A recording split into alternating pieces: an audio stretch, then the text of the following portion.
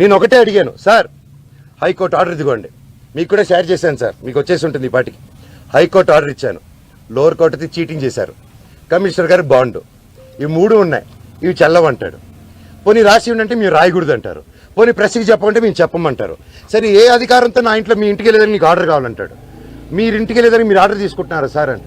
లేదు మీ నాన్న చెప్పాలి మాకు అంటున్నారు. సార్ అది కోర్టులో ఉంది సార్, మీరెందుకు మా నాన్న మాట వింటున్నారు, మీరు కోర్టు మాట వినాలి కదా సార్ ఏసీపీ గారు అంటున్నాను. లేదు సీఏ గారు ఏసీపీ గారు లేరు, మోహన్ బాబు గారు చెప్పాలి అంటున్నారు. సార్ ఇది ఎక్కడ సార్, ఇంటి లోపల మా నాన్న లేరు, ఎవరు లేరు, మా పెట్స్ ఉన్నాయి, 25 మంది రౌడీ షీటర్లు ఉన్నారు. నేను డ్రోన్ పంపిస్తాను సార్ చూడండి సార్ అంటే పంపించద్దు, మేము చూడకూడదు. పోనీ నేను ఇక్కడ ఉంటాను సార్, మీరు లోపలికి వెళ్ళిన పెట్స్ నేను కుక్క పిల్లలన్నీ ఇచ్చేయండి సార్, తీసుకెళ్ళిపోతాను. 3 ఉన్నాయి సార్, వాళ్ళు నీళ్ళు పెడుతున్నారు, ఏం పెడుతున్నారు, ఎండాకాలం చూసుకుంటాను సార్, పిల్లల్లాగా పెంచుకుంటాం వాటిని.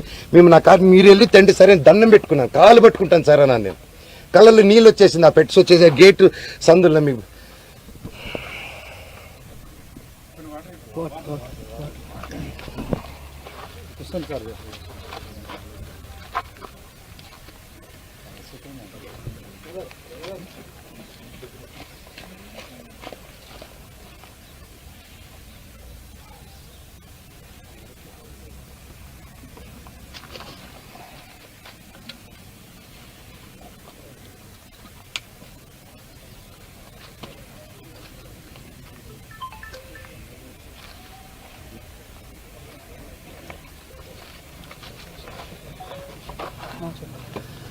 సార్ సింపుల్ అడుగుతున్నాను సార్. సీఎం రేవంత్ రెడ్డి గారిని, బట్టి విక్రమార్క గారిని,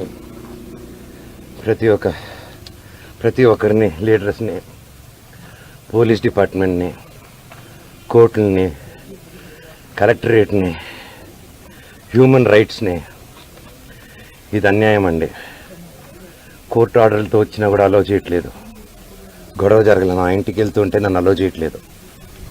దీనికి పరిష్కారం ఏంటో చెప్పండి సార్ నాకు, అంతే అడుగుతున్నాను. నాకు సిఏ గారు ఏసీపీ గారు నన్ను ఎందుకు ఈరోజు అలో చేయలేదని మాత్రం నాకు ఒక లెటర్ ఇస్తే నేను వెళ్ళి జడ్జికి పెట్టుకుంటాను సార్.